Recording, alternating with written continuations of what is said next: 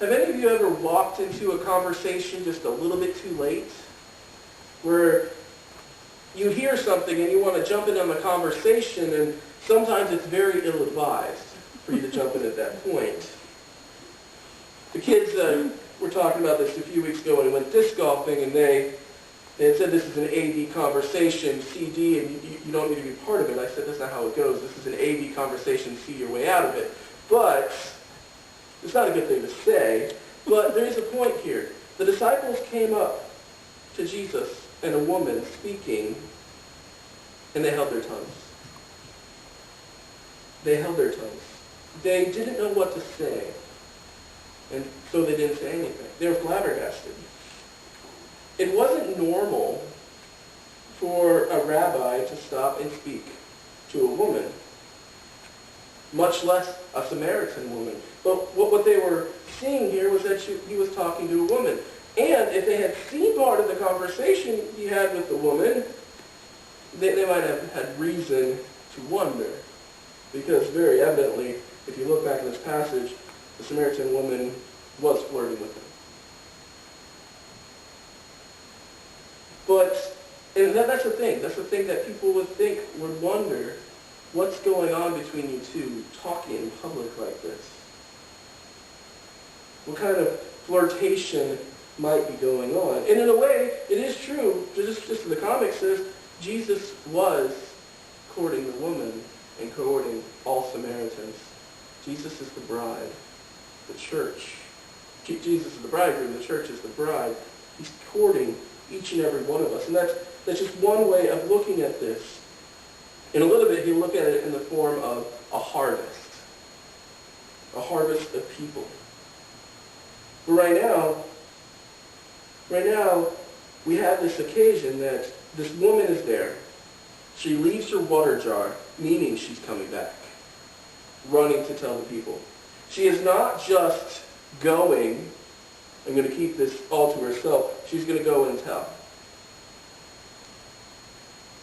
And the thing is, like I've said many times, we all were something else first. And in this case, there's a whole crowd of people who are all Samaritans, who are all outcasts, who all heard about Jesus, and who all have a touch of the hope of the message from the gospel, from the prophets. All this hope of a Messiah that was yet to come. And so this whole idea, you see it in the conversation with Jesus and the Samaritan woman, they know that a Christ is to come. They're anticipating the Christ is to come.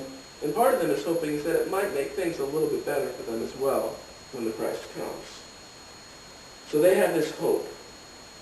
They have this hope that he may be the one. And so the woman comes to him and tells this testimony to them that it's a man who told me everything I ever did. And so the people hear that message and ask themselves, could this be the Christ? So they want to go and see. They want to see him. They want to see what's going on. But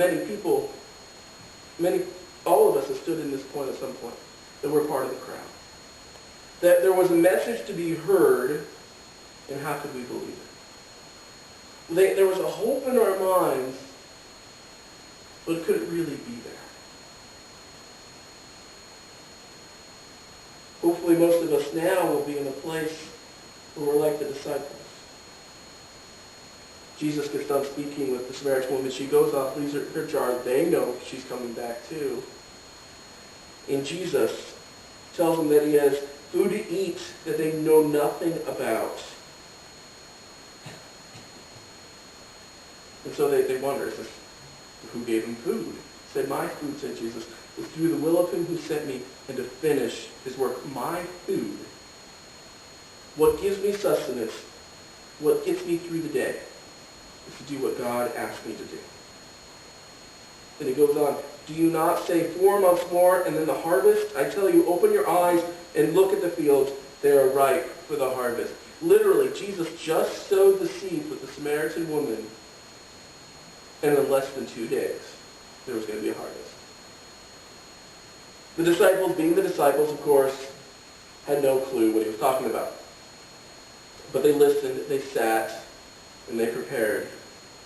And we sit in that place of the disciples where you get the idea that you plant a seed and it takes time, and over the years, eventually someone will come to know Christ.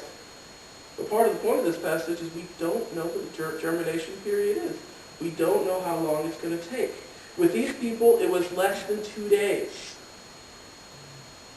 With other people, it could be 2 weeks, 2 months, 2 years, 2 decades. Sometimes it feels like all frustration. And sometimes we don't get to be the ones who get to see the results. We've had many kids come through the youth group, many kids who have come to help out at camp that will never know where God takes them. We will never know what their end result will be. Whether we've seen them good or whether we've seen them bad, we've seen them both ways. Who's going to be the one? Who are going to be the ones that get to see that day? And they get to see them work for God as well. To be the disciples sitting and waiting